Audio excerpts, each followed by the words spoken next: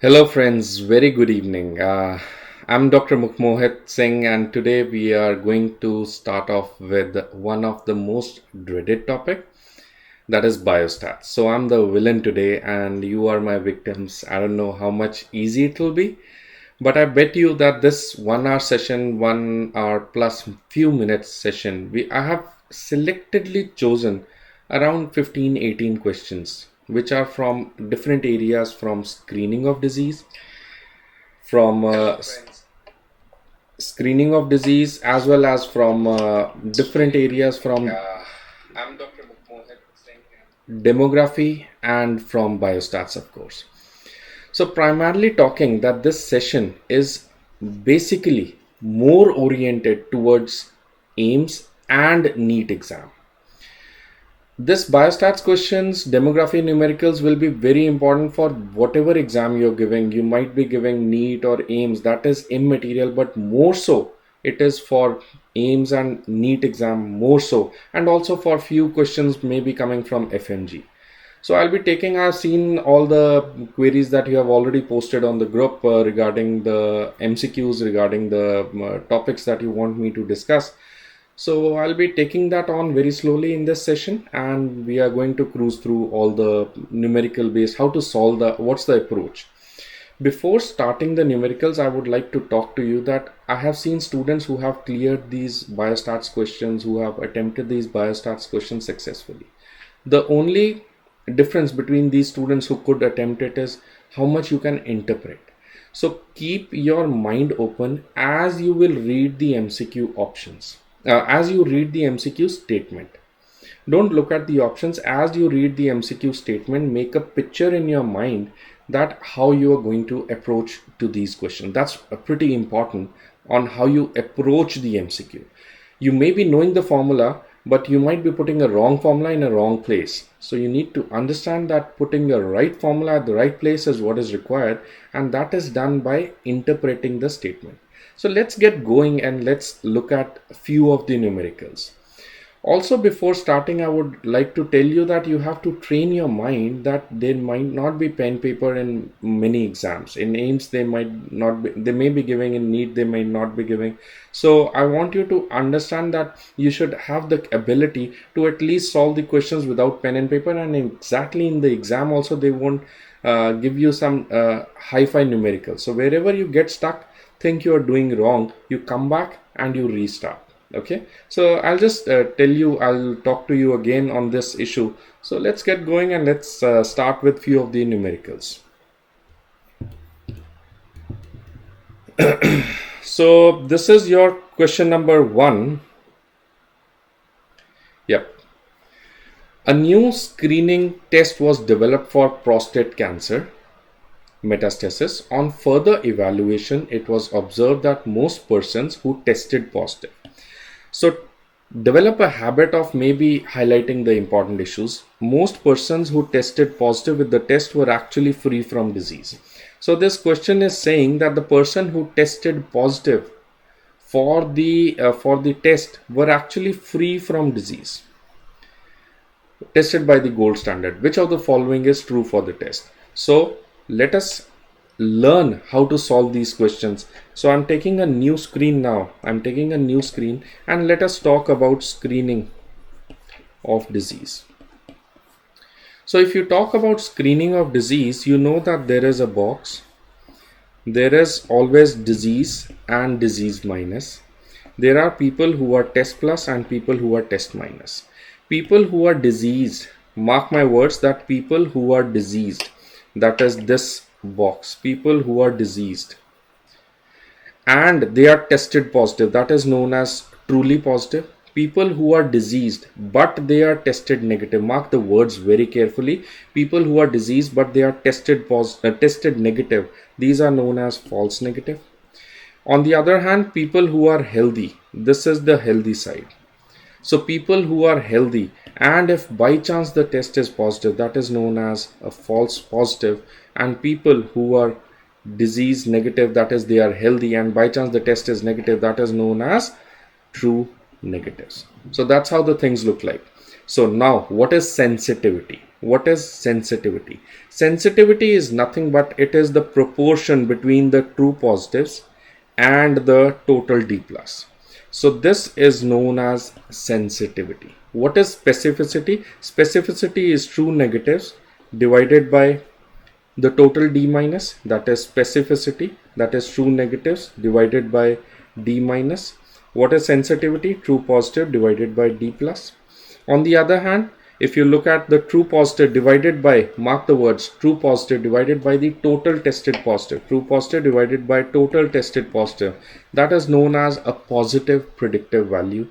Whereas if you talk about the true negatives divided by the total tested negative, that is known as negative predictive value, that is true negatives divided by the total test negative.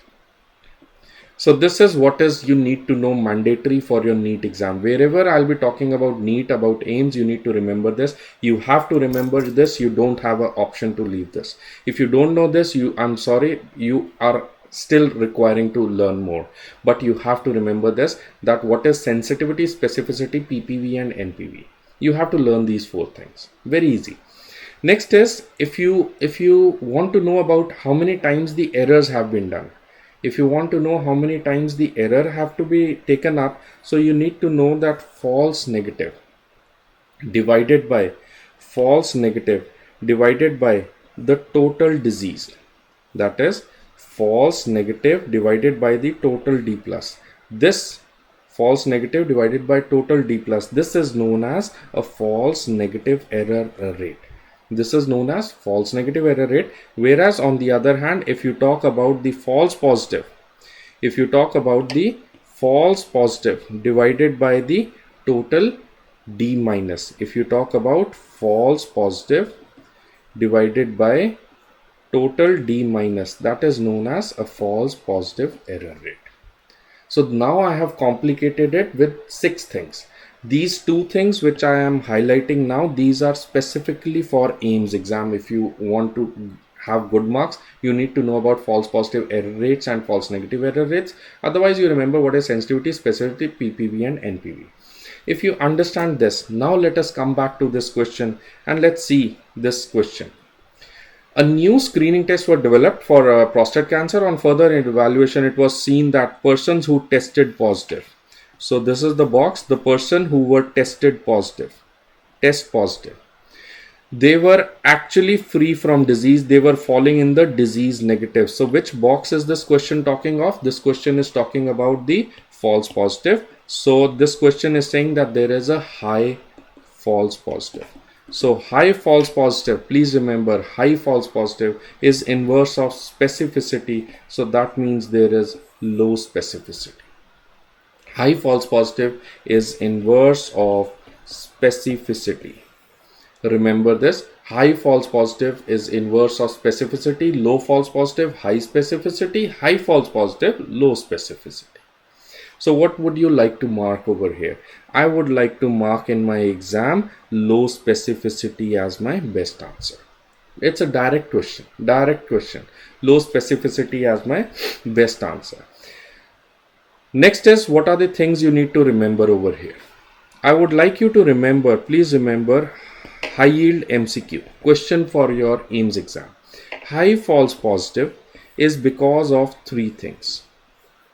It is because of low specificity, it is because of low prevalence, and it is because of high sensitivity. If you get one answer, you must mark low specificity. If you get all 3 options, you must mark all 3 options. MCQ number 2 for your AIMS exam. What is the reason for positive predictive value? Positive predictive value is most affected by. Positive predictive value is most affected by. It is affected by 3 things. It is affected by the prevalence, it is affected by the sensitivity and the specificity. If you get 3 options, you are going to mark all 3 options as my correct answers. If you get one answer, you should be marking prevalence as the best answer. It is most affected by the prevalence. It is most affected by the prevalence. Next, question for your AIMS exam. What do you mean by validity? What do you mean by reliability? What do you mean by precision? Validity means the test is valid. Validity means it means getting the desired results within a specified range. Validity means getting the desired results within a specified range, that is validity. It is measured by sensitivity and specificity. High sensitivity, high specificity will make the test more accurate or reliable or precise, but validity is basically a decent sensitivity and specificity. Precision and reliability, many times this is the most frequent question that I get by the students. What is reliability, what is precision? Answer is they both mean the same. Reliability is equal to precision. What do you mean by reliability? What do you mean by precision? Please remember that reliability or precision means getting the same results.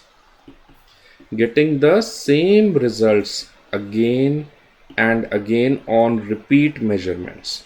On repeat measurements, if you get the same results, that is known as reliability, that is known as precision. Precision of anything or reliability of anything will be by the number of times you get the same answer. So that is reliability. It is measured by something called as R charts. R charts will tell you about reliability charts. These tell you about the different standard errors. Don't get into detail, but just remember for your exam that R charts is for reliability. A confusing question over here you might get, what is accuracy? Accuracy means nearness to the true value. It means closeness to the true value. How close you are to the true value. This closeness to the true value or accuracy is a very important term. So diagnostic accuracy, that the diagnostic accuracy for a screening test is given by, diagnostic accuracy for the screening test is given by the positive predictive value. The diagnostic accuracy for the screening test is given by the positive predictive value. So these are some of the questions which you need to remember for your AIMS exam. These are very, very high yield important points. So with that, we finish off this question. A new screening test was developed. You get tested positive and that people were disease free. That is simple answer. That means low specificity. Question number 2. The positive predictive value for a new test for breast cancer is 75%. So what does it mean? It's a direct question. You don't have to bang your head anywhere. I hope you remember that this was your box. In the box, there is D plus, there is D minus, test plus and test minus. You remember that the true positive divided by total D plus is what is sensitivity. You remember that true negative divided by D minus, this is specificity. You remember that the false positive divided by the total D minus, this is the false positive error rate, and you also remember that the false negative divided by D plus is false negative error rate. You should also remember that true positive divided by the total tested positive, that is the positive predictive value, and you should remember that the true negative divided by the total tested negative, that is the negative predictive value. If you remember this wire diagram, this wire diagram is for your AIMS exam. It is for AIMS exam. So you repeat with me. A positive predictive value for a new test, which means 75% of the total diseased will be tested positive. Out of the total disease, how many are tested positive? What is this? This is not sensitivity. What is the right answer? So many of you are answering right now. That answer is probably A. Answer is not A. This is what is sensitivity, beta. You need to remember, bache, this is what is sensitivity. This is where we trick you. Simple. 75% of the total healthy will be tested negative. What is this answer? This is specificity. 75% of the total tested positive, 75% of the total tested positive will actually have breast cancer. This is what is a positive predictive value, very rightly said by most of you now. 75% of the total tested negative who do not have breast cancer is negative predictive value. So this one is pure for AIMS exam. You need to remember this wire diagram. You should know what is sensitivity, specificity, PPV and NPV. Right? So let's move on to the next MCQ now. Next question. In a screening tool for liver cirrhosis, 240 patients out of 250 persons with liver cirrhosis. So this question is 250 persons with liver cirrhosis were tested positive.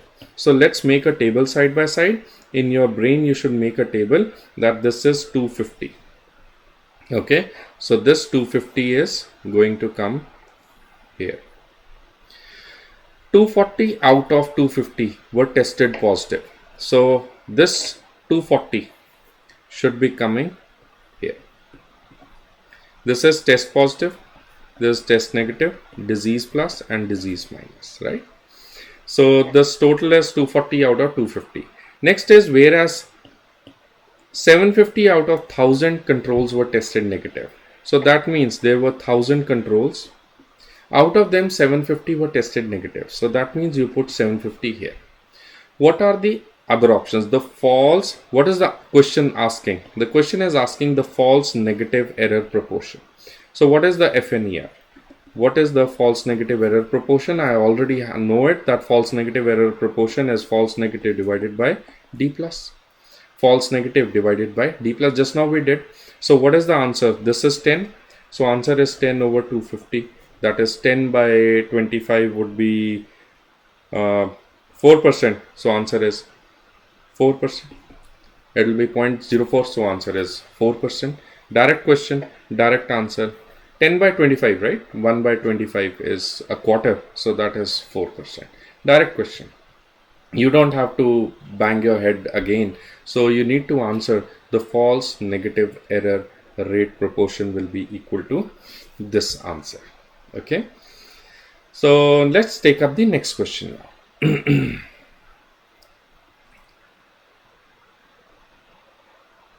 Okay. So there you see on the screen, a gynecological research oncology institute isolates a potential tumor marker for endometrial cancer. A large multicentric study was then performed to evaluate the serum level of the tumor marker in females with and without endometrial cancer. The following curves were generated using the results of the study. The clinical researchers decided to use the tumor antigen to develop a confirmatory test for patients with suspected endometrial cancer. During the preliminary design of the test, the cutoff points for positive negative was set at point A. That is where the question starts now. The cutoff point for positive negative results was set at point A. So you have this graph which is given. So this graph is saying that you have the healthy population on one side and you have the disease population on the other side. So this is probably the tumor marker level. This is probably the tumor marker. If the cutoff is moved from point A to point B, this question is saying that the cutoff is moved from point A to point B, what is going to happen? So I hope you remember from your background knowledge that if you talk about this and this is the cutoff, if this point is the cutoff, these are my healthy population, and if this is the cutoff, what are these? What people are these? If this is the healthy population and this is the cutoff that beyond which we call them as disease, so these people, these blue shaded people, what are these? These are actually healthy population. But because of my cutoff, they have been put under the disease category. So these are known as falsely positive patients. These are known as falsely positive patients. If on the other hand you look at this disease people, in the red color I am plotting the disease population. If you look at the disease population, because of my cutoff, what are these people? These people are, because of my cutoff, they are labeled as healthy or disease free, and because they are labeled as disease free, what do we call them? We call them as bache falsely negative. They are actually diseased. So if you take this understanding in your mind, what is the best answer? So what are these people? These people these people are actually, because of my cutoff, they are diseased. They were actually healthy. These are my false positive. And what are these people? Because of my cutoff, they are disease free. So these are false negative. So obviously this is common sense now. If you move from point A towards point B, what is going to happen? If you move from point A to point B, the false positive will decrease. So false positive will decrease, and if the false positive will decrease, the specificity has to increase. You remember that false positive is inverse of specificity. Simple, right? So what is the best answer you would like to mark? I would like, in cutoff is moved from point A to point B, the specificity of the change of the test will change in what direction? The specificity is going to increase. The specificity of the test is going to increase. That is what is this cutoff is going to say. Simple. Okay. Next. This is one of the 5-star MCQ questions. 5-star MCQ questions for your AIMS exam, for your NEET exam, for your FMG exam, if you are appearing for FMG exam. And mind you, any student who's also appearing for their boards exam, for the USMLE boards, this question is like, you can't do without this question. This question is pretty important. You have to, this question I can assure you, if you're giving USMLE, this is 100% strike rate question. So let's see how to solve this question. The sensitivity of a new investigation for HIV is 80%. So this question is giving you the sensitivity as 80%, and the specificity of the test is 90%. And the specificity of the test is 90%. The prevalence of HIV is 10%. The prevalence is 10%. Okay. What is the probability? Beautiful question. What is the probability that a person tested positive to the investigation is actually diseased? So what do you think this question is asking you at the end of the day? So at the end of the day, the question is asking you that the probability of a person to be tested positive, the probability of a person to be tested positive and is actually diseased. So what is the chance of getting a true positive out of tested positive? That is what this question is asking. So this question is asking you about the positive predictive value. Okay. So whenever you're going to attempt this question on positive predictive value, you have to follow a 3-step procedure. Step 1, step 2, step 3. Let's take up each step by step. First, learn how to solve this question, and this is like every second day I get a query of the same question on the same groups. Every day I have to give the same answers. So please try to follow this question. It's a very, very ultra important question. So whenever you see this question, you have to draw a table immediately in your mind. Right? So step number 1, D plus, D minus, test plus and test minus. Step number 1. What is step number 1? Step number 1 is use prevalence for D plus. Use prevalence for D plus. So if you talk about use prevalence for D plus, that means what is the prevalence this question has given you? The prevalence they have given you is 10%. You take any random number, 100. So 10% of 100 will be automatically 10. So always take a random number and put the prevalence for the D plus. So what is the implied answer? How many people are free from disease? Obvious answer is 90 will be free from disease. Step number 2, use specificity, use sensitivity. We'll use the sensitivity first for calculating the true positive. How will you use sensitivity to calculate the true positive? You know that sensitivity is equal to true positive divided by D plus, or true positive is equal to sensitivity into D plus. So what is the sensitivity this question has given you? Sensitivity this question has given you 80%. And D plus, the question is giving you D plus is 10%. Sensitivity is 80%. So obviously what is the answer? That is 80% into 10, that is 8. So what is the true positive over here? True positive will be 8. You substitute the true positive. So what is the implied answer? How many people will be false negative? Obvious answer. How many people are left out? 2. Next step, step number 3. Step number 3. Use specificity to find out the true negatives. You already know that specificity is equal to true negative divided by D minus. Or in other words, true negatives is equal to specificity into D minus. What is the specificity the question has given you? Specificity the question has given you is 90%. What is the D minus? You already know D minus is 90. So what is 90% of 90? That is what the question is saying. What is 90% of 90? That is 81. 81. So you will put 81 here, right? What is left out? That is 9. So what is the positive predictive value? What is the positive predictive value? The positive predictive value over here will be 8 divided by 8 plus 9, that is 8 divided by 17, roughly approximately equal to 0.5. So I'm so happy most of you are giving me the right answer, but it is the wrong answer. Because listen to it, that's where we trick you.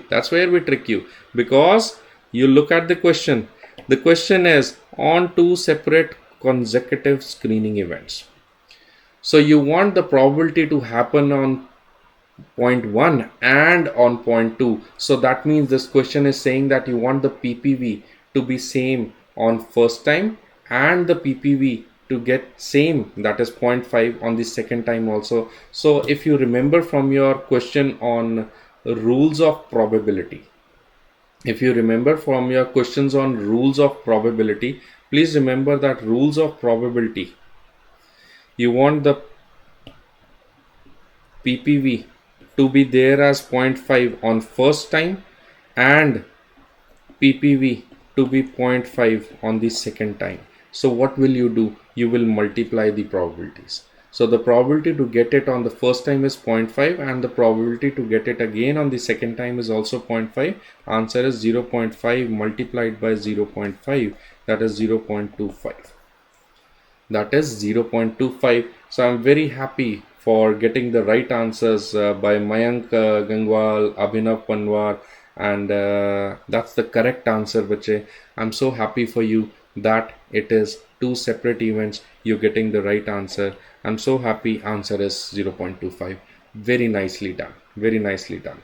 So if you want, you can just have a look at this. This actually takes 2 concepts of your mind. First is that do you know what is PPV?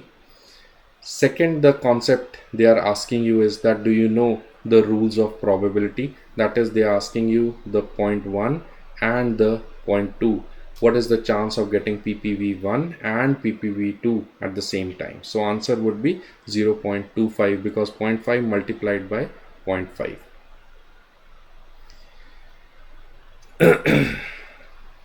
Right? So let's take the next MCQ.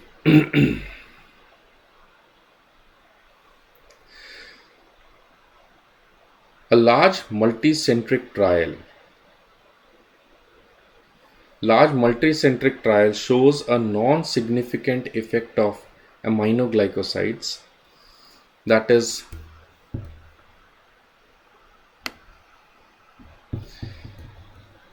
aminoglycosides, streptomycin as an experimental drug, for leprosy cases. The present RCT was conducted to evaluate the effect of streptomycin in 100 leprosy cases, which showed a p-value of 0.002 at 95% confidence with alpha error of 5% and power of 80%. The results of the RCT may be interpreted as high alpha error, high beta error, low power, non-conclusive. This question, in case you are appearing for your USMLE exams, in case you are appearing for your AIMS exam, and maybe plus minus for your NEET exam, this is the 5-star MCQ question. So before even starting this video, I had a lot of requests from the students about the alpha errors and the beta errors. So here we go. Let me clear it and let me make it very concise for you that you need to remember only two things. You need to remember only two things. That means that the null hypothesis, if was true,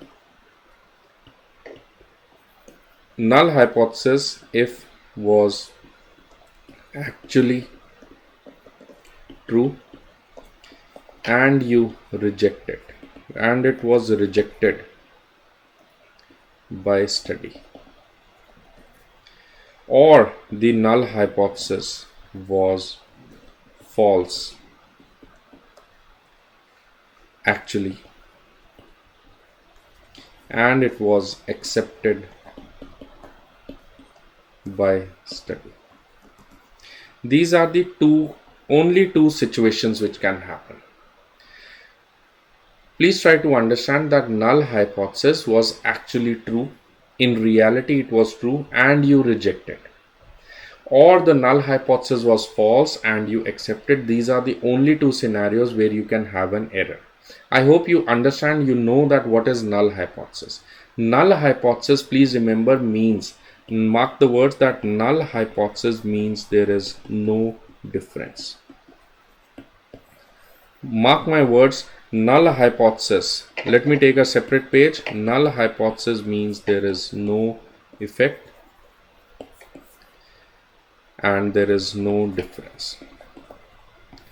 So if the null hypothesis in reality was true, null hypothesis in reality could be true, it could be false.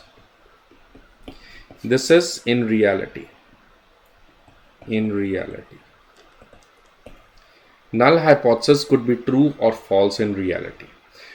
If I conduct a study, in my study, I can accept it or I can reject it. I can accept it or reject it. If I accept a true hypothesis, this is okay. If I reject a false hypothesis, this is okay. The problem starts if I reject a true hypothesis. If I reject a true hypothesis, that means I find an effect. In reality, there was no effect. This is known as type 1 error. This is known as type 1 error, also known as alpha error.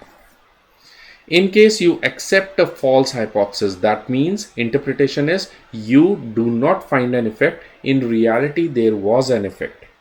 So that is known as a type 2 error or a beta error. Okay. So if you understand this, if you remember this, mark the words that if you find the effect, in reality, there was no effect.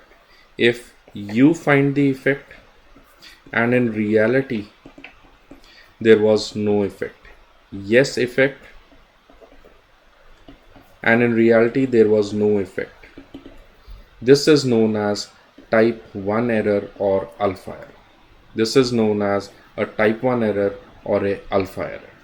In reality, if you say there is no effect and in reality there is yes effect, that is type 2 error or a beta error. Okay. If you remember this, in reality, remember, in reality, if you find there is an effect, answer is beta error. In reality, if there is no effect, answer is alpha error. So let us come back to the MCQ and let's talk about the question again.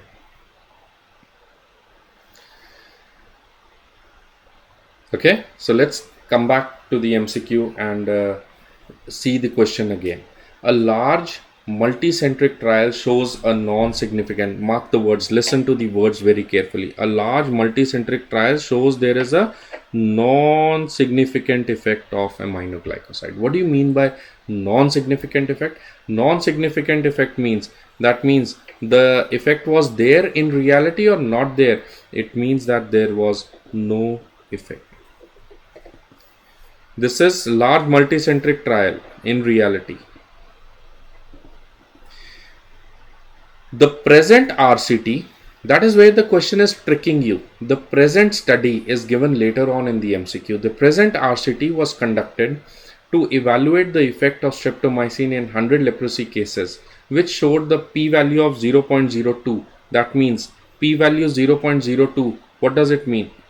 P-value 0.02. What does it mean? It means significant or non-significant. Please remember that the p-value, if it is less than 0.05 or it could be more than 0.05. If the p-value is less than 0.05, that means it is a significant p-value. That means effect found.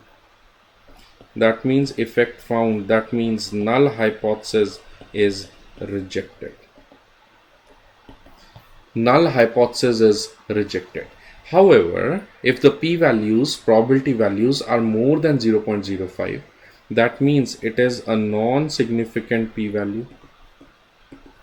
That means it's a non-significant p-value and no effect is found. No effect found, and the null hypothesis is accepted. So in this question, what is the p-value? The p-value they are giving you as 0.02. So what is 0.0, not 0.02, 0.002. So what is the p-value over here? It is a highly significant p-value. It is a highly significant p-value. That means, what does this question say? Listen to it very carefully again. This question is saying that the p-value is significant. That means my study found the result, found an effect. Whereas in a large multicentric trial, there is no effect which was found. That means in reality, there was no effect. My study shows an effect. In reality, there was no effect. That means null hypothesis was true or false in reality. In reality, null hypothesis was true. I find an effect. That means I reject a hypothesis which was true. So this is an example of alpha error or beta error. Null hypothesis was actually true and it was rejected by the study. What is this? This is, just now you read, this is a type 1 error, also known as alpha error. So do not get confused. It means there is high alpha error. I just tricked it by saying that the reality question was, the reality statement was at the top of the MCQ. So this is a type 1 error or an alpha error. Okay, so I know this is difficult for you because that's what I told you. This is a 5-star question for board exams and this is a 5-star question for MLE exams. NEET you may get, you may not get. FMG you may get, you may not get. So answer is, which the results of the RCT may be interpreted as, the results of the RCT may be showing a higher alpha error or a type 1 error. That is what you need to mark. It's not about the beta errors. Okay, beta error is when in reality the null hypothesis was false. That means the multicentric trial showed a significant effect. Your study did not show. That is beta error. But over here in this MCQ that you can see on the screen, answer is a pure alpha errors. This is a difficult question. So any doubts if you have, you're most welcome to put it on the comments. I may be giving you a short video or maybe giving you a short audio again. In case you require anything, you are most welcome to put it on the comments. I agree that this is a difficult question, so you can just review this video again to maybe solve this question again. Let's go to the next MCQ, and we have a very less time now. A clinical case control. A clinical case control study was conducted to assess the relationship between the intussusception and a new vaccine for diarrhea. Wow, that's an interesting study. I would say that even when you do your post graduation, I would request you to do like a good amount of good, decent, strong research studies. So, anyways, let's solve this question. Our focus is right now on PG entrance exam. So, a clinical case control study was conducted to assess the relationship between the interception and a new vaccine for the diarrhea. The odds ratio was found to be 2.1. What do you mean by odds ratio? I hope you remember that odds ratio, if it is more than 1, it means uh, there is a positive association. If the odds ratio is less than 1, there is a negative association. Negative association, right? And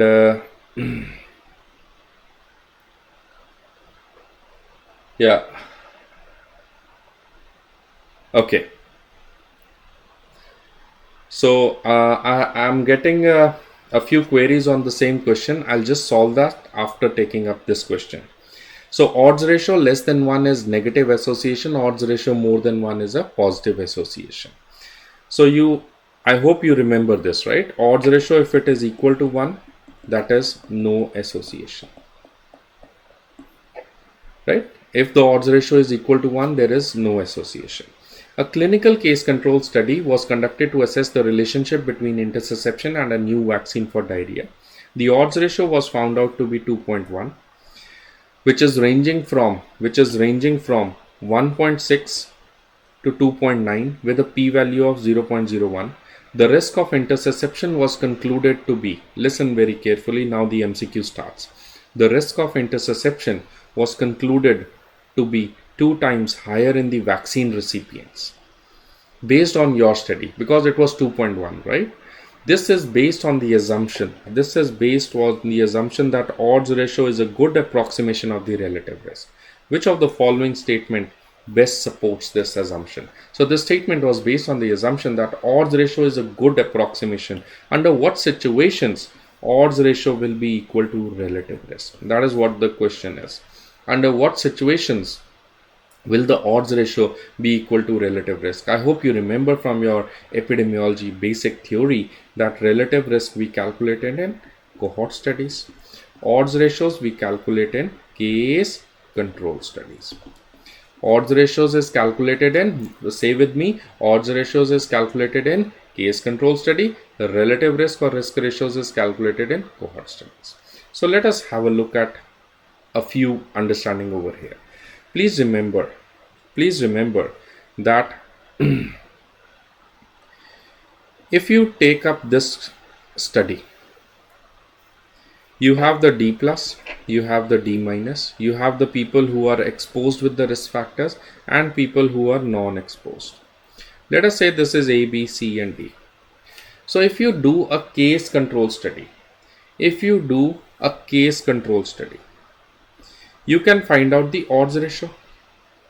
What is the odds ratio? You remember what is the odds ratio? It is A into D over B into C. It is also known as a cross product ratio.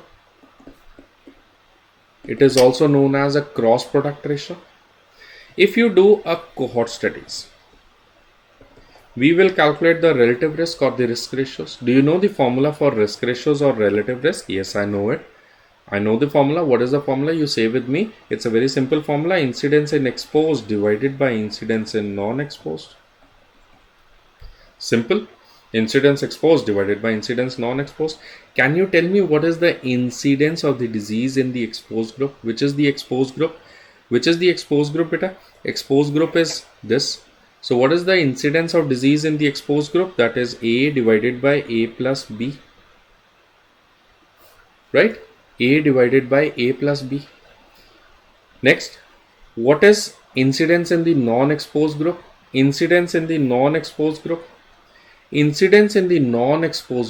Which is the non-exposed group? The blue color highlighted thing. Non-exposed group is given by the formula, like non-exposed, the incidence is given by C over C plus D. Are we okay with this? So that is what you know now. Now let us say, if you know this, now let us take a scenario. That's all. Now if I just shift the screen and take a scenario where there is a rare disease. Now let us talk of rare disease. If you look at a I'm showing you very interesting phenomena. You will love this phenomena now. You will fall in love with this phenomena. Just look at the screen now. If you talk about a rare disease, how will it look like? How will it look like, beta? The disease plus, can I show that it moves to one side, that this happens to be, oh, my disease plus goes smaller, so it's a rare disease. You remember the prevalence is less, so D minus will be much more. Exposed population and non-exposed population, so this is A, B, C and D. Can you calculate the risk ratios or the relative risk for this study? So can you calculate the relative risk for this study? Do you remember what was the relative risk? It was A over A plus B divided by C over C plus D. Right? That is what we had done. You remember incidence in exposed divided by incidence in non-exposed. Okay. So now in a rare disease, now the MCQ starts. In a rare disease, can I say that because A plus B will be roughly equal to B? Can I say like this? Yes. In this case, C plus D will be roughly equal to D only. So that means for a rare disease, can I say that A divided by roughly B divided by C divided by approximately D? So that is A over B divided by C over D. That is, if you remember from your mathematics, you divide fractions. So this just topples up and goes upside. So A over B, and this goes up into D over C. What does this look like? I think that there is some issue, that this actually now looks like A D by BC. Doesn't this look like the odds ratio? That means while calculating the risk ratios, you actually found out the odds ratios. That means in rare disease, the odds ratio may be equal to the risk ratios. That means in case you have a rare disease, you do not have to spend a lot of time in doing a cohort studies. You just do case control studies. The results, listen very carefully now. The results from a case control study. For a rare disease will be approximation of the results from a cohort studies. That is, after 10 years you're going to get the same results now. So that means now let us look at this question. Now you look at this question. This question was based on the assumption that the odds ratio is a good approximation of the relative risk. Which of the following statement best supports it? The confidence interval for odds ratio is narrow. So that is immaterial. It's not a very good answer. The exposure is associated with the preventive measures. That's again not associated answer. The incidence of interception is low is the best answer. The odds ratio is highly statistically significant. That is plus or minus. It does not mean you all were correct. I know you were solving this question saying D, but this is not the right answer. That is where we trick you. You understand how to solve. The examiner will always be like one step ahead of you. So D is, I understand it's the correct answer, but it is not the approximation of odds ratio of relative risk. So D is plus minus okay answer. But if I was there in your exam, I would be marking option C. That is where you learn things, right? So please remember, that is why I hope you remember. Do you remember? Now you will say that yes sir. I hope you remember that case control study is used for what disease? Case control study used for what disease?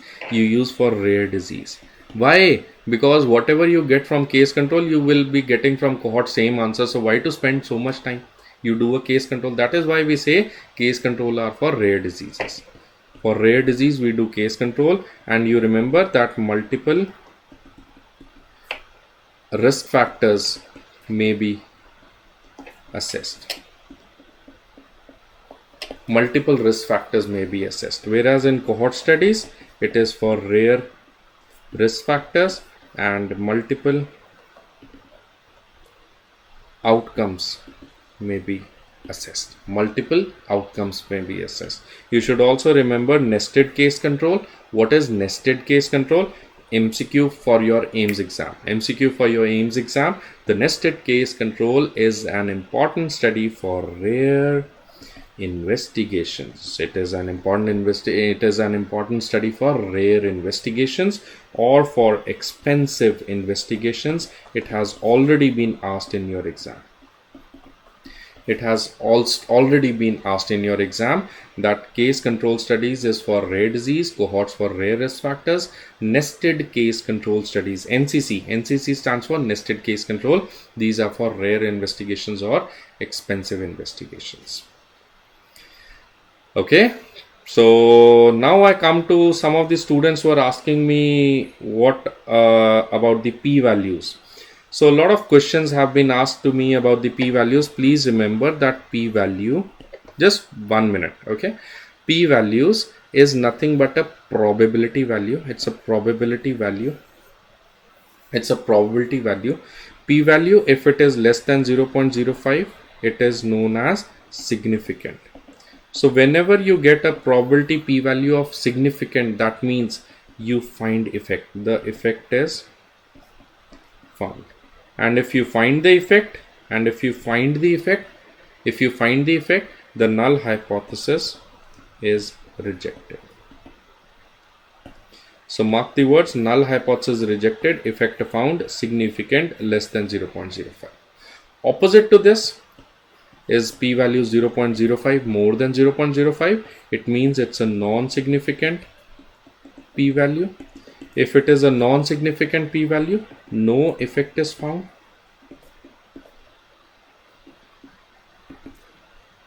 No effect is found.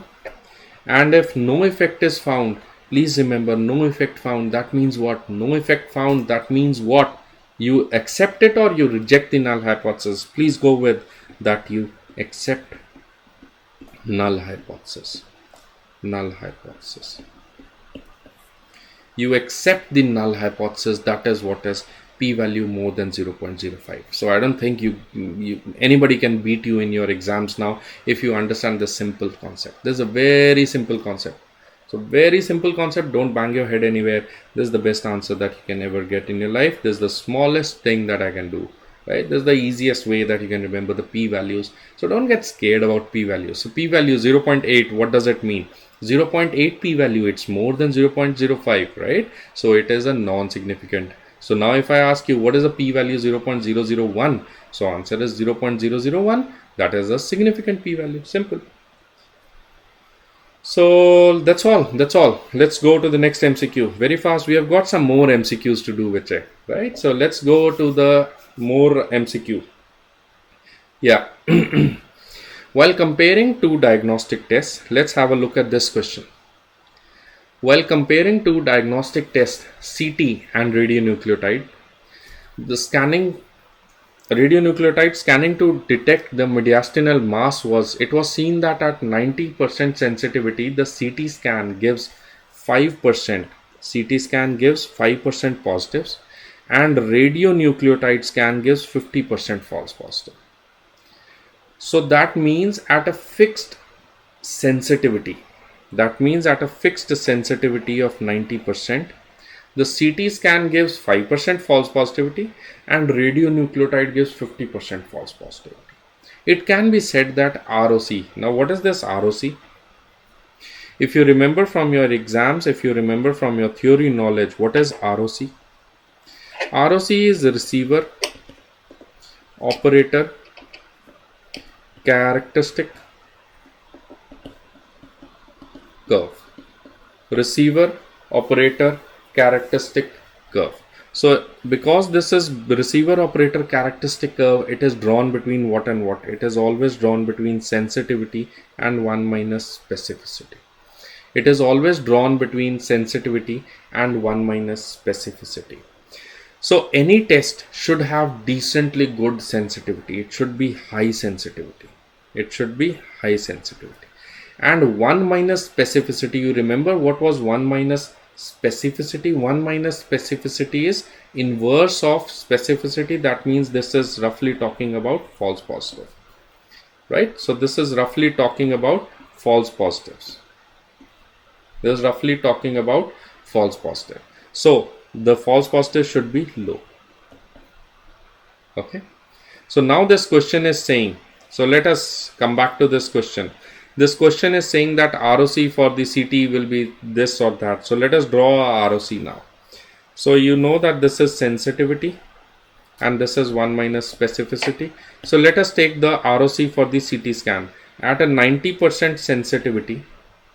At a 90% sensitivity, the CT scan gives a 5% false positive. And at the same 90%, the radionucleotide gives 50% false positive. What does it mean? That means the 50% false positive was given by the radionucleotide. This is for the radionucleotide, this is for the CT scan. Simple. So the ROC curve for option A I am reading. Option A, if we read, the ROC for CT scan will be the right. ROC for the CT scan will be on the right of the ROC. This is a wrong option, false. Next option I am reading, the ROC for radionucleotide will be right of the ROC for the CT scan. This is the correct answer.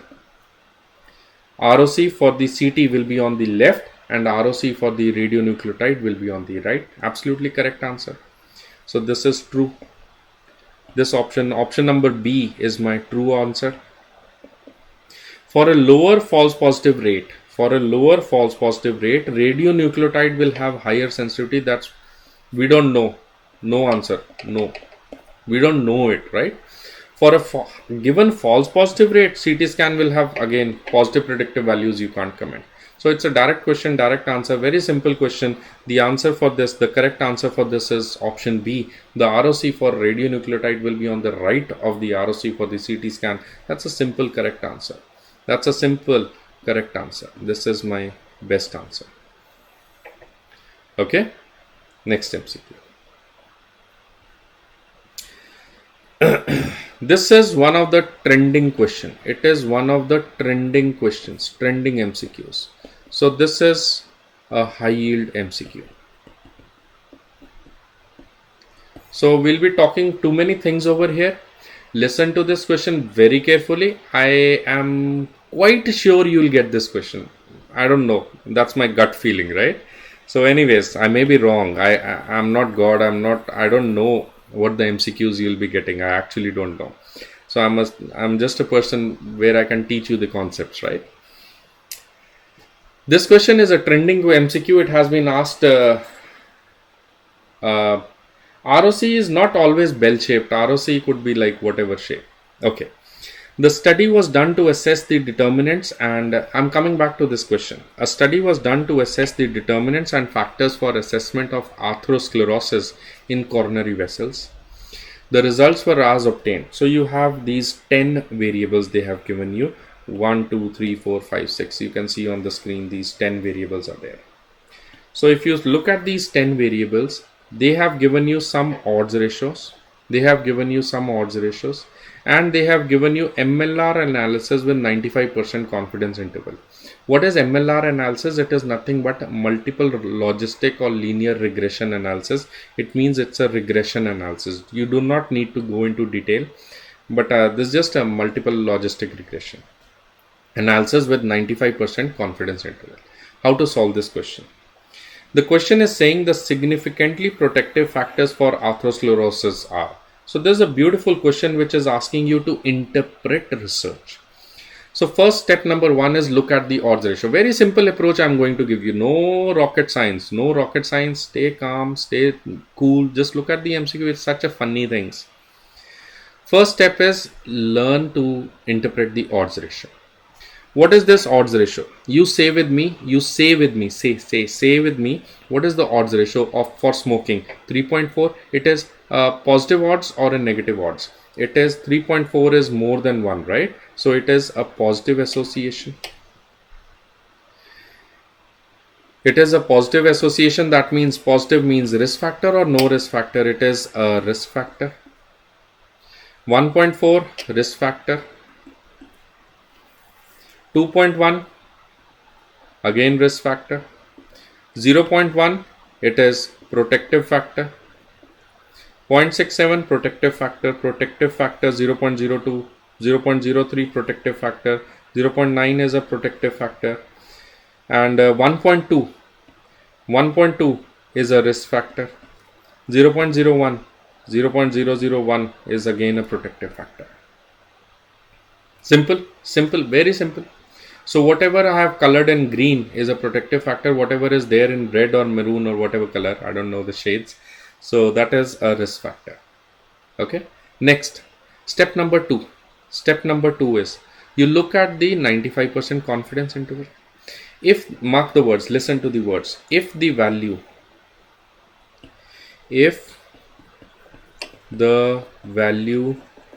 of 1 if the value of 1 lies within the 95% confidence interval, if the value of 1 lies within the 95% confidence interval, it is known as a non-significant odds ratio. That is how you interpret the regression. If the value 1 number lies within the 95% range, it is known as a non-significant odds ratio. If this value 1 lies outside the non-significant 95% range, if the value 1 is, let us say that this is 1, right? If it lies within the 95% range, it is a non-significant. If it lies outside the range, it is a significant. So that's it. Come back to the game, that's all. So if you see that this is 2.2 to 4.2, 1, is it within or outside? So 2.2 to 4.2, 1 is somewhere outside. Okay, so what is the answer? This is a significant odds ratio. This is a significant odds ratio. 0.5 to 5.2, can you see? 0.5, 0.6, 0.7, 0.8, 0.9, 1, 1.1, and so on. It will go on. So where is the value 1? 1 will lie within this. 0.5 to 5.2, the 1 will lie within this. So this becomes my non-significant entity. Non-significant odds ratio. Are we getting this? So now it is easy now. 1.2 to 2.9, it is a significant odds ratio. 0.02 to 0.89, it is again a significant odds ratio. 0.01 to 1.34, it is a non-significant. 0.04, it is a highly significant. 0.01 to 2.1, it is also non-significant. This is also non-significant, and this is also non-significant. And the last one, 0.00 to 0.01, 0.09, that is a significant. So which are the significant? That is what the question was, the significantly protective factors. So now you find out which are the significant protective factor. Significant protective factor, this is significant protective factor, and you have a significant protective factor. So what do you want to answer? How many? So it is 4, 6 and 10. Very rightly answered. Option 4, 6 and 10, very rightly answered by many of you. So very nicely written by Venkatesh, Amit, Abhishek, all health conscious living. So Abhinav Panwar, very nice. So all of you are doing pretty good, and this is what you need to remember for your exam. So that's easy, right? So that's how you interpret this odds ratios. Okay.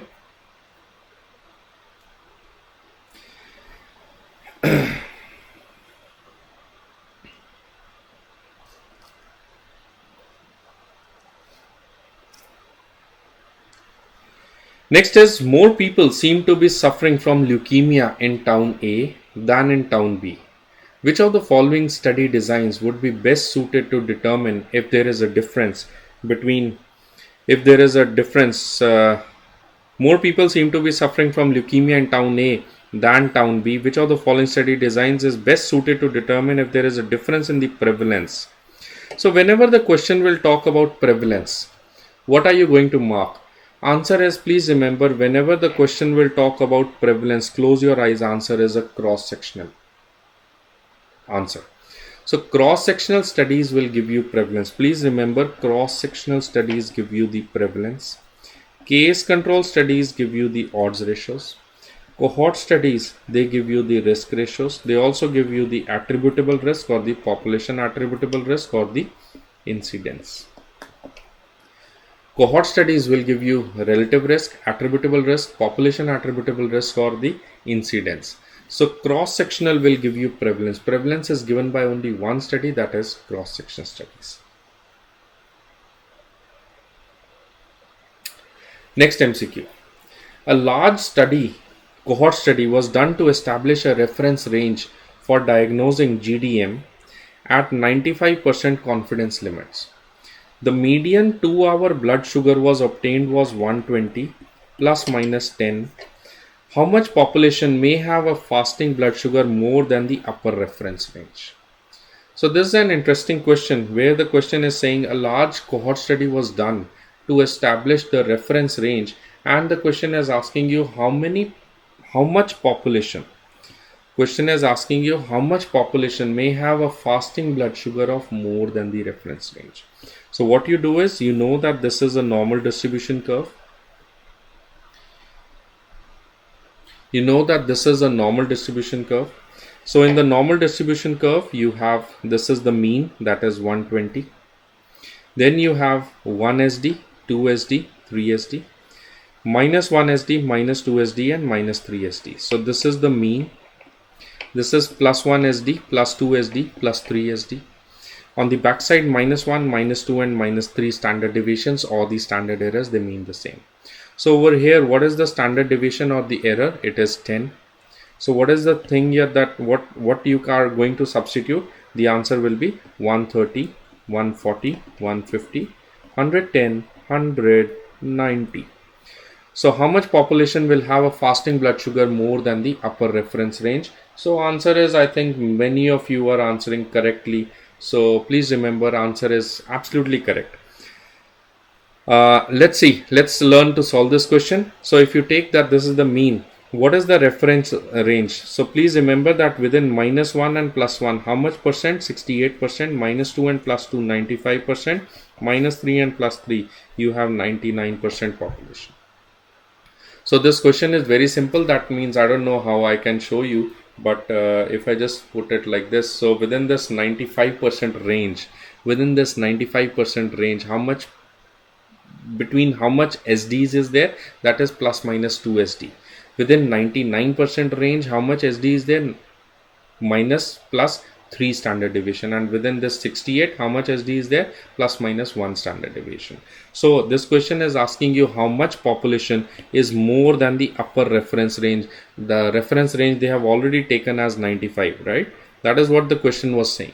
So how much is total? Total is 100. 100 minus 95 is 5% remaining. So 5% will be remaining. 5% is divided equally. 5% will be less than 95 and half will be more than 95. So how much is the answer over here? Answer is direct answer 2.5%.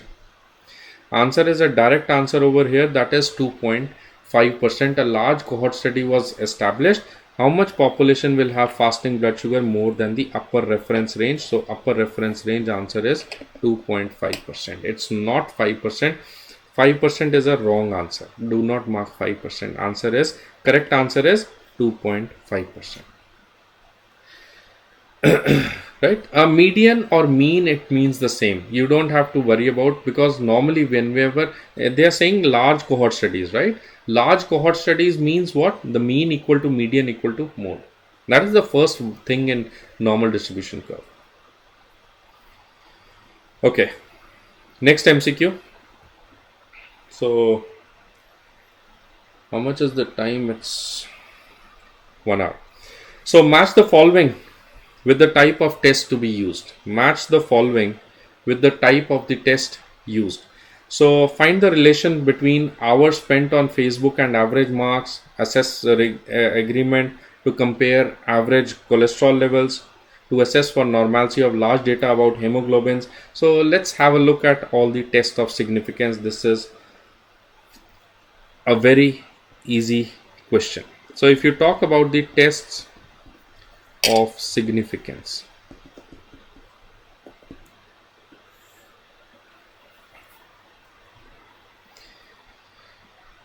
yes, the mean and the median is same, right? So mean, I'm talking of the previous MCQs. Many of you are still posting the doubt over here. Okay, please remember it is very simple. Total is 100.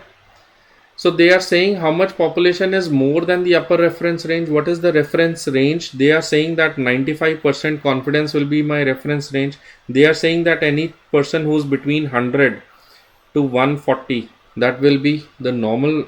This will be the normal. 100 to 140 will be the normal range. Simple. So how much persons will be more than 140? So total is how much? 100. 100 minus 95 is 5.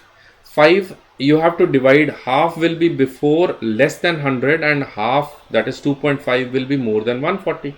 So obviously 2.5% is half of 5, right? So 2.5% population will be more than 140 and 2.5% population will be less than 100. Okay.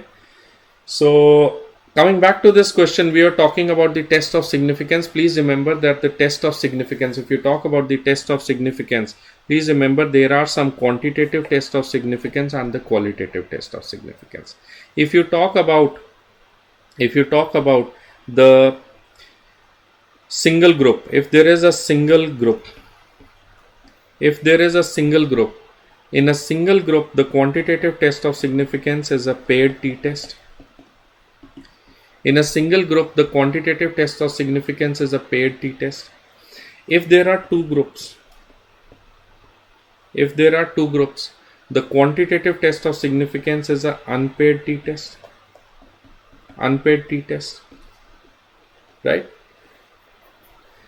In case we are talking about the qualitative, in case of single group, the answer is a Mach-Nehmer test.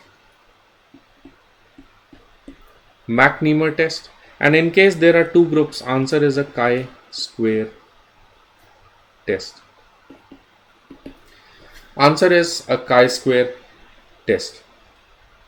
Right? So please remember, in a single group, paired t-test, quantitative data, Mach-Nehmer qualitative data, two groups, unpaired t-test or a chi-square test, these are equal. In case there are three or more groups, the quantitative test of significance is ANOVA test, that is analysis of variance. In case there are three or more tests, we can use Kruskal-Wallis test, or we can use a Wilcoxon rank test. Kruskal-Wallis test or a Wilcoxon rank test. Wilcoxon rank or Kruskal-Wallis test are also used for ordinal data, but primarily Wilcoxon rank is used for ordinal data. If you get one answer, you need to mark Wilcoxon rank. Wilcoxon rank test is again of two types. You can have a Wilcoxon rank sum test, or you can have a Wilcoxon rank sign test. Wilcoxon rank sum test, just remember it directly. Nobody is going to ask you what is Wilcoxon rank sum test, but just remember where to use these. Wilcoxon rank sum test is for ungrouped data or multiple groups, whereas sign test is for grouped data in single group.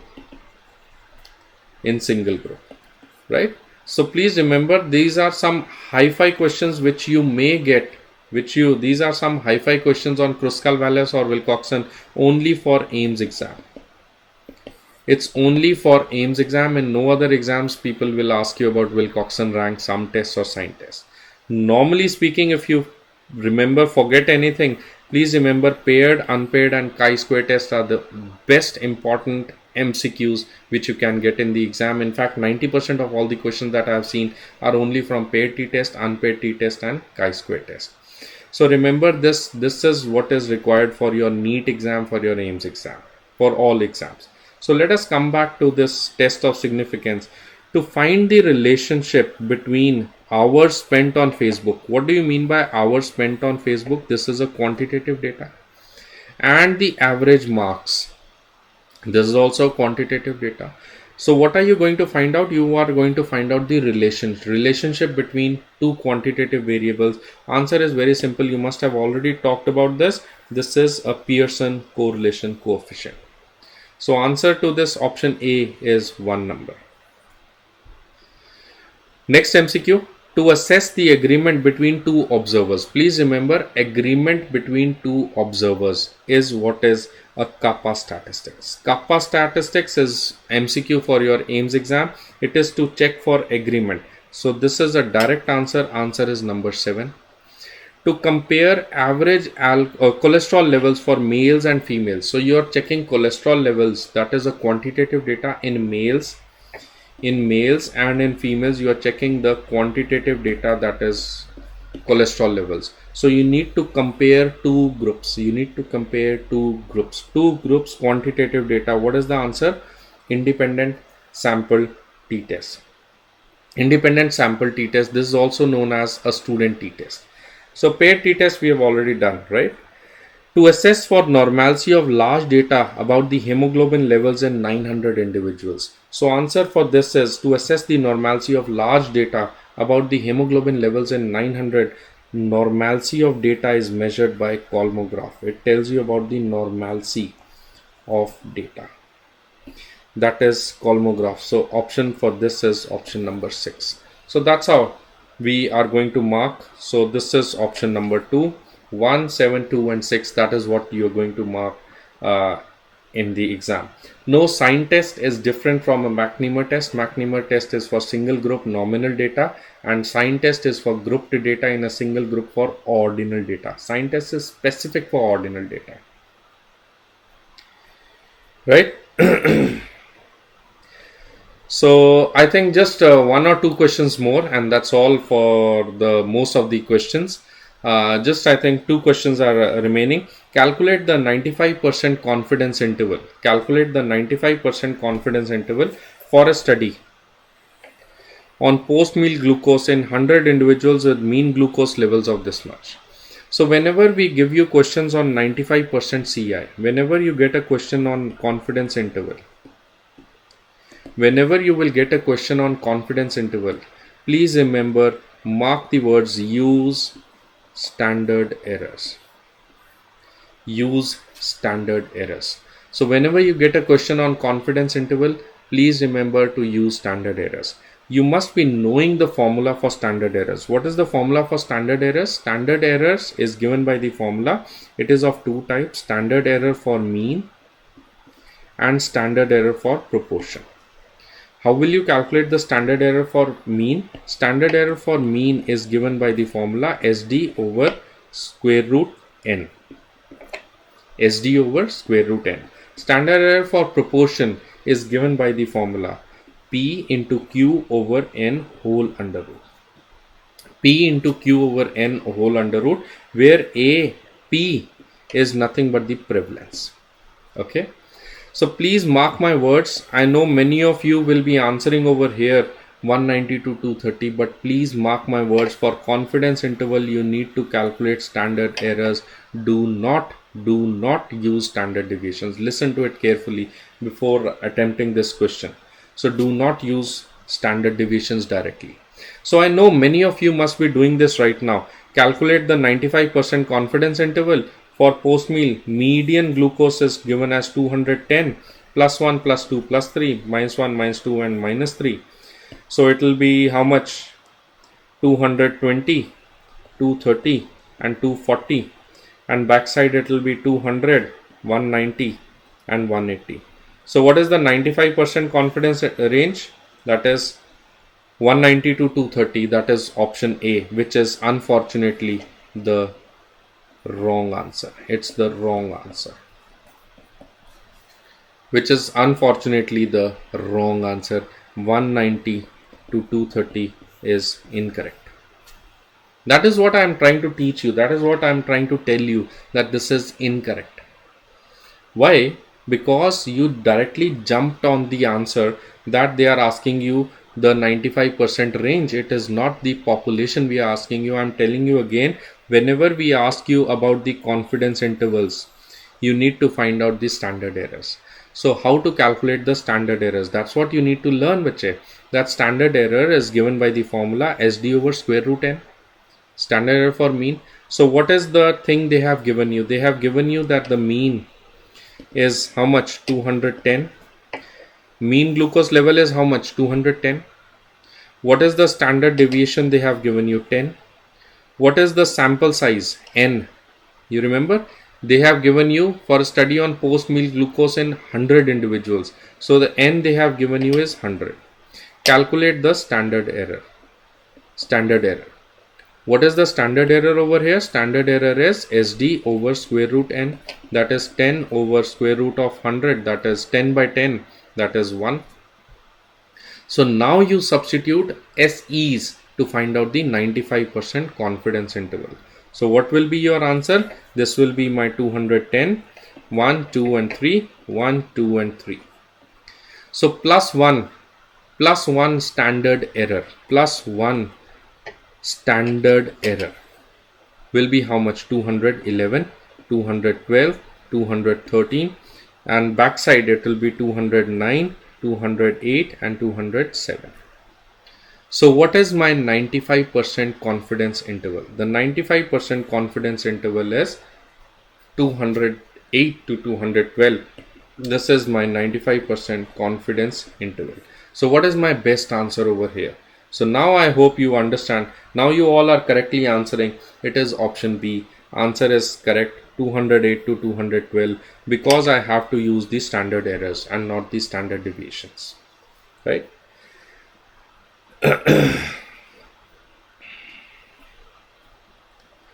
So let us take another last question. Which of the following is not correct for the following image? So this has been asked to me multiple times, and there is a probability of you getting a question over here again. Which of the following is not correct for the following image? So you have to mark the wrong answer. So what you can see is over here is a box and whisker. So what you can see over here is box and whisker. So this box and whisker, it's again a high yield MCQ. It may be coming in your AIMS exam or in your NEET exam. It's a very 5-star MCQ question. So this is again a 5-star MCQ question for your exams. Which of the following is not correct? So remember that in a box and whisker,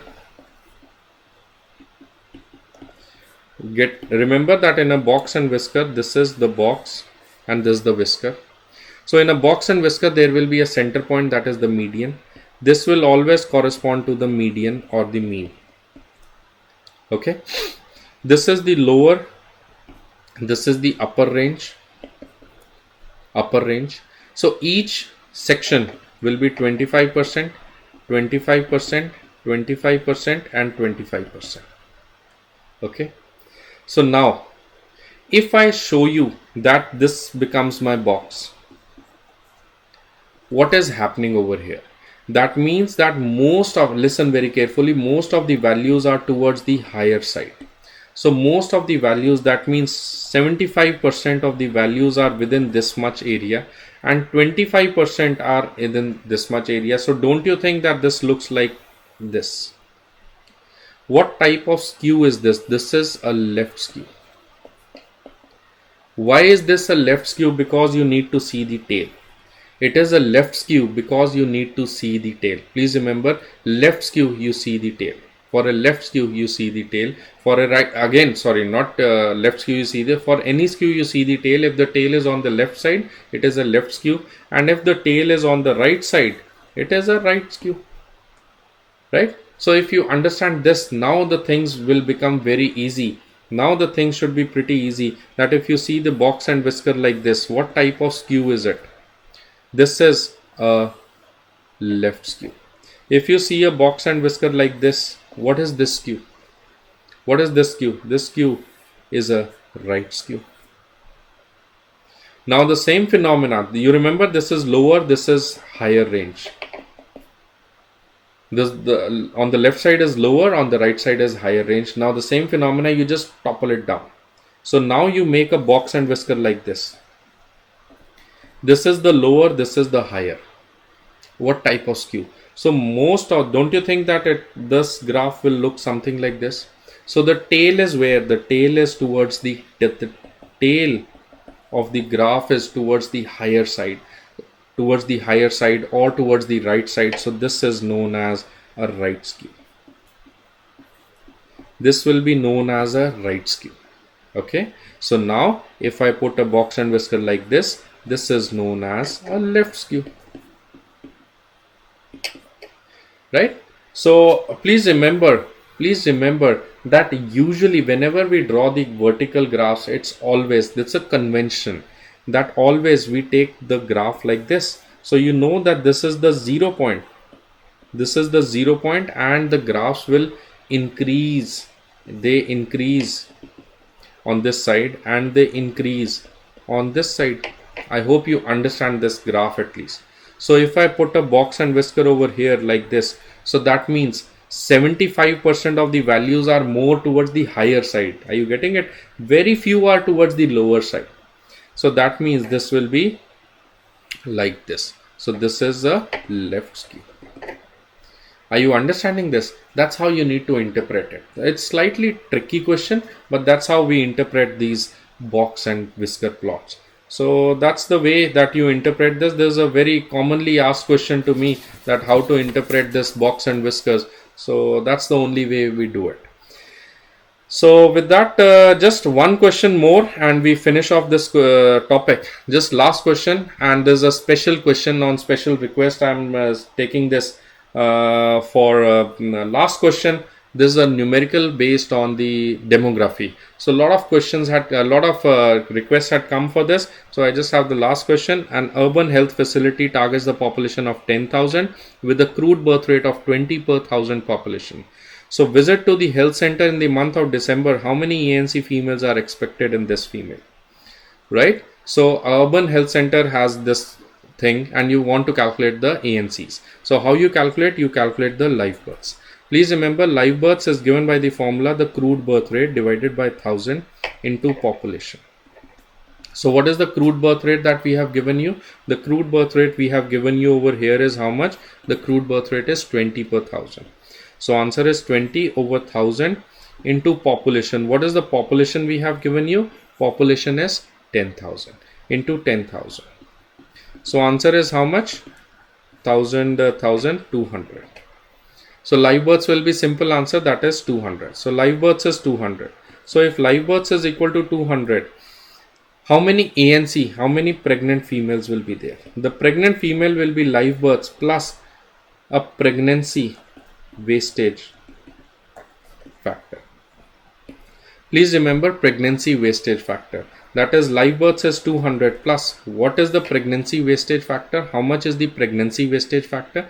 The pregnancy wastage factor is no rocket science, 10% of the live births. It is 10% of the live births. So 200 plus 10, that is 20.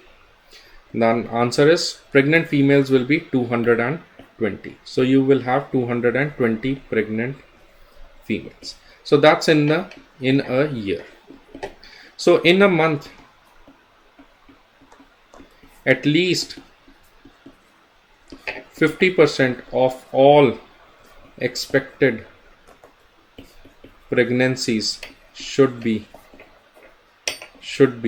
registered, should be there for ANC services. So in every month, at least 50% of all annual pregnant females should be there for their ANC services, at least 50%. So what is the answer? So in month of December, so at least 220. So what is the answer over here? 50%. So 50% of 220 is how much? 110. Right? So over here, what would you like to mark that in the month of December? How many ANC females will be coming? Answer is 110 ANC females will be coming. On the similar basis, you have the same MCQ being asked again, that in an urban health facility targets a population, same answer, I'm not changing anything, that if the population is 10,000 with a crude birth rate of 20 per thousand, calculate the amount of pentavalent vaccine vials with a wastage factor of 1.33. Same question, same, nothing very, no rocket science in this. No rocket science in this. So please remember, calculate the amount of pentavalent vaccines in each of the vials. So same answer, you will calculate the live births, that is crude birth rate divided by 1000 into population. So crude birth rate is how much? Same answer, 20 over 1000 into 10,000, that is 200.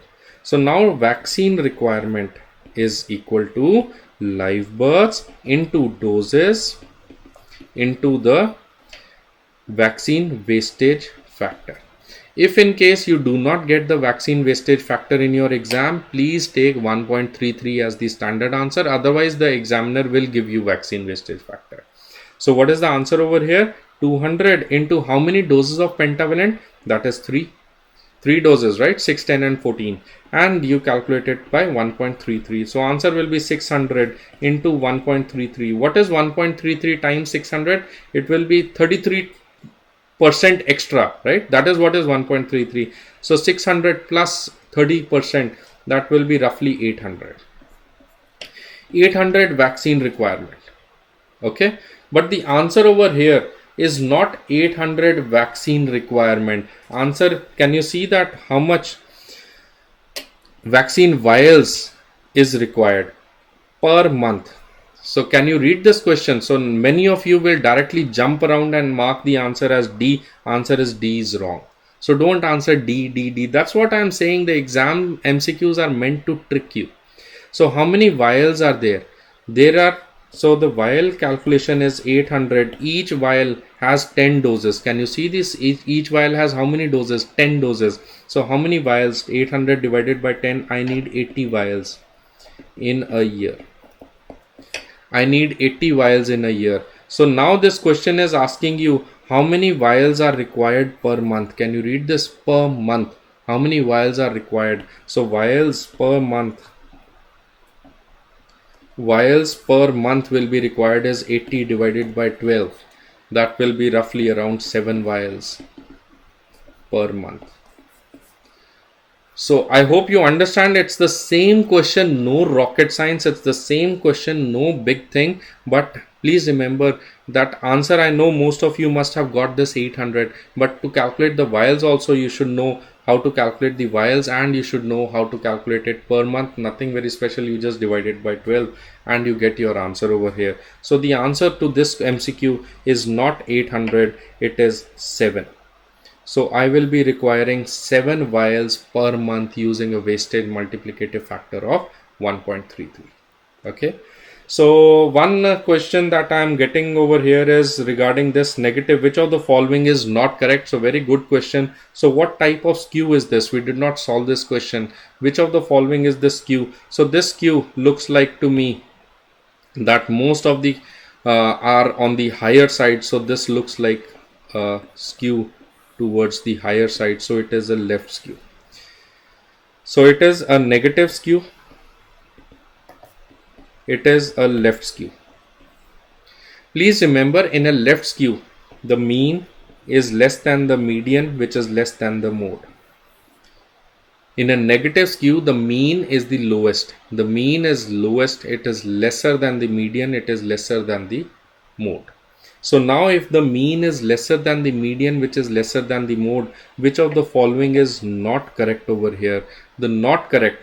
So is it a positive skew? Of course not. This is a false option. Is it a negative skew? Yes. Is mean is less than the median? Yes. Mean is less than the mode? Yes. So what is my best answer to mark over here? The best answer to mark over here is a positive skew. That's a wrong answer, right? It's not a positive skew. All other options are correct answers. So that's the way you just solve this question. Okay. So with that, I think in whatever time we had, I have tried to solve most of the numericals for your MCQ exams. And right now, I would like to take your leave. And please remember that this exam, what you do, is going to determine for all your next couple of months or years to come. You put your heart and soul, give your best shot. But I'm also getting so many requests that I'm too much depressed, I'm too much like I'm not very happy with my results. Take it easy, take it easy, calm your mind, and just keep on revising things. Nothing is going to happen, everything is going to remain same, and I know from my heart that you all are going to do very beautifully in your exams. So go with that trust and go with that confidence that whatever you have done, you are going to rock it. Okay, don't get scared of these things. That's anxiety and having tension at this time, it's normal phenomena, right? So get going, focus, and trust in God. Today is Gurpurab, it is Guru Nanak Dev's birthday, so I wish you all a very happy Gurpurab, and my sincere praise from the core of my heart that you all get the seat of your choice in the college of your choice. So I pray to God that you all do wonderfully in your exam. Go with that confidence that God, Allah, Guru Nanak, Hindu, Ram, whatever you God you believe in, they will be with you and they are going to be with you all the time. So trust that superpower and go with full confidence. I know you will rock it, and you are going to shine in medicine. All the very best. Have a nice evening.